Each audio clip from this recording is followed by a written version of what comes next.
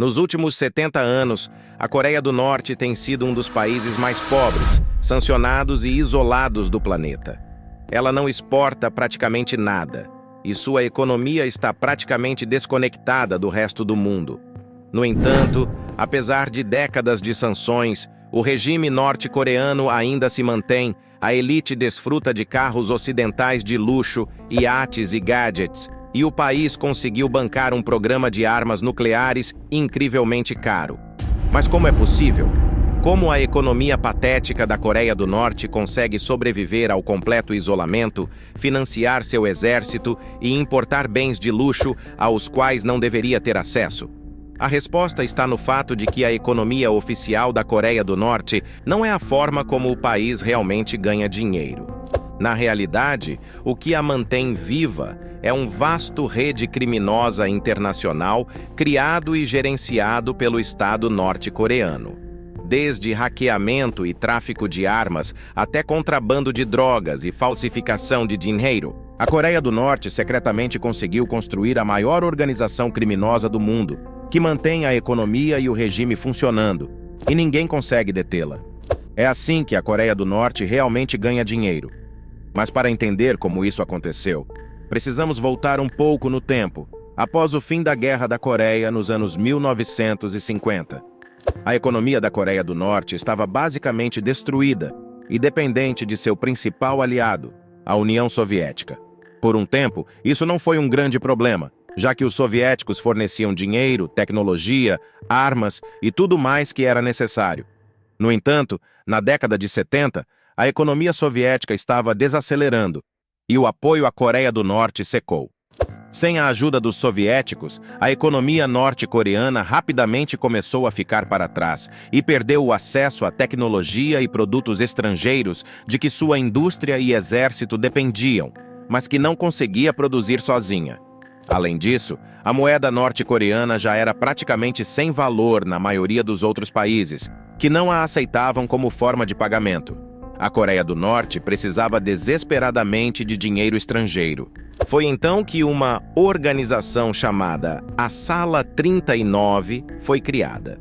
Apesar do nome vago e pouco descritivo, a Sala 39 é uma das organizações mais importantes da Coreia do Norte, pois sua missão é adquirir dinheiro para o Estado fora de suas fronteiras, utilizando todos os meios necessários.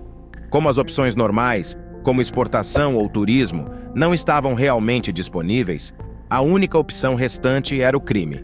A princípio, o Império Criminal norte-coreano teve começos modestos. No primeiro caso documentado nos anos 70, diplomatas norte-coreanos foram expulsos da Suécia por contrabandear cigarros e álcool com isenção de impostos para o país e vendê-los no mercado negro.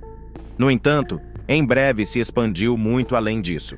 Desde a década de 80, a Coreia do Norte se envolveu na produção e distribuição global de drogas ilegais, a ponto de refugiados norte-coreanos descreverem o país como um estado narco, em que todos os aspectos da operação de drogas são controlados pela família Kim.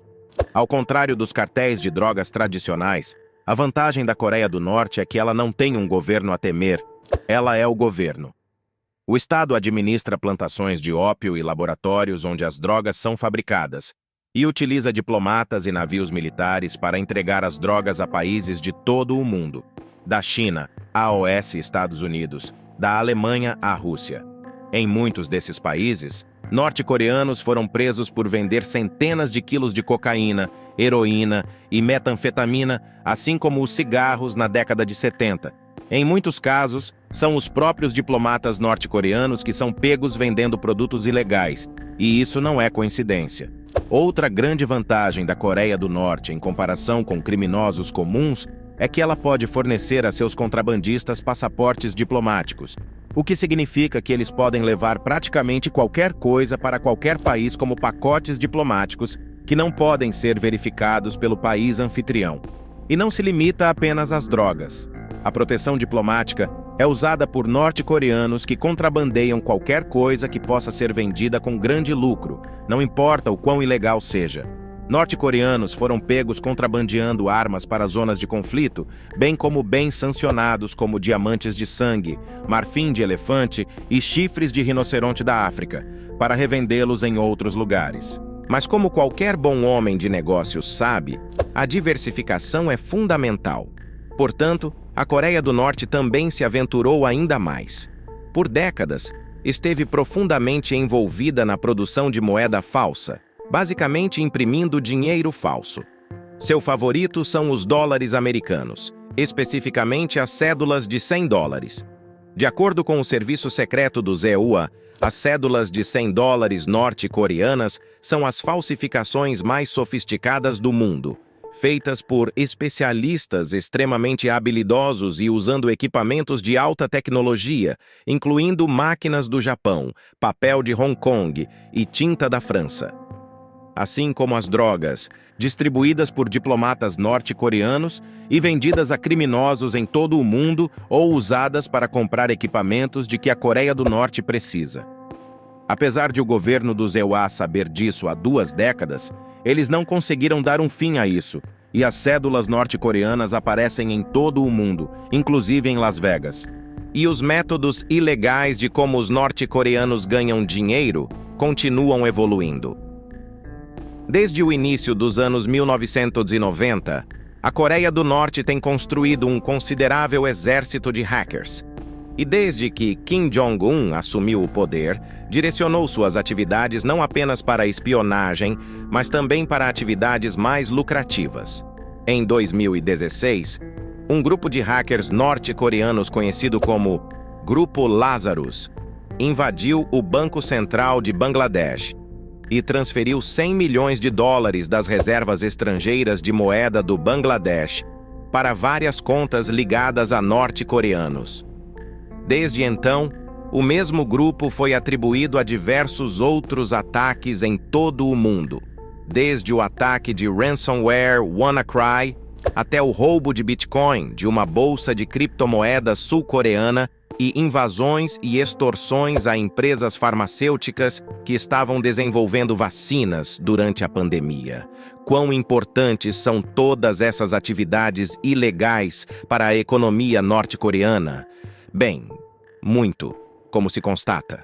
Por razões óbvias, há poucos dados verificáveis, mas diferentes estimativas, como este relatório do Congresso, sugerem que as atividades criminosas lideradas pelo Estado financiam pelo menos 25 a 50% do orçamento total da Coreia do Norte. Considerando que a Coreia do Norte gasta 16% de seu orçamento em militares e armas nucleares, o império criminal paga por tudo isso, ao mesmo tempo que deixa muito dinheiro disponível para Kim e a elite norte-coreana comprarem produtos ocidentais de luxo. Você pode se perguntar por que as atividades ilícitas da Coreia do Norte são permitidas, quando claramente violam o direito internacional, permitem que a Coreia do Norte evite sanções e mantenham o regime funcionando às custas de outros países. Mas a realidade é que há muito pouco que outros países possam fazer.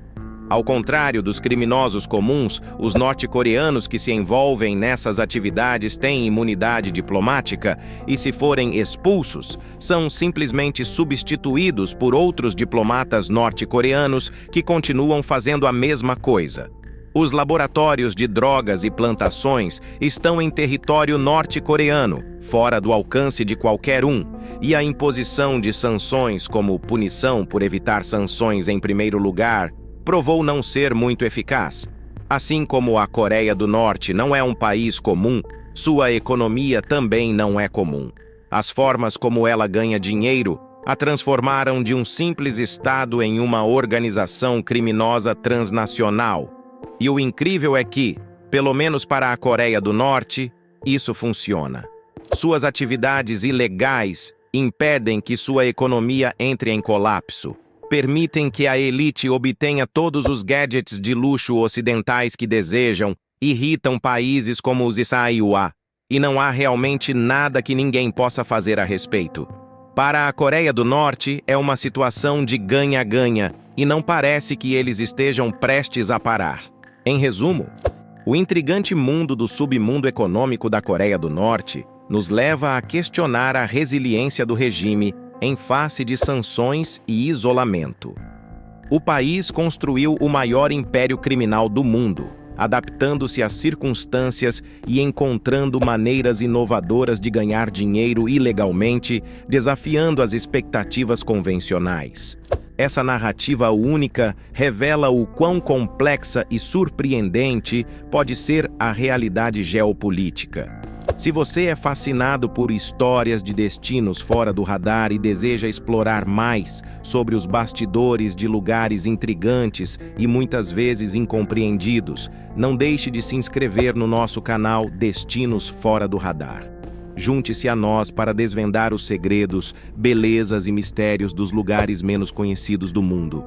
Vamos além do convencional e exploramos as facetas mais obscuras e emocionantes dos destinos que raramente são abordados.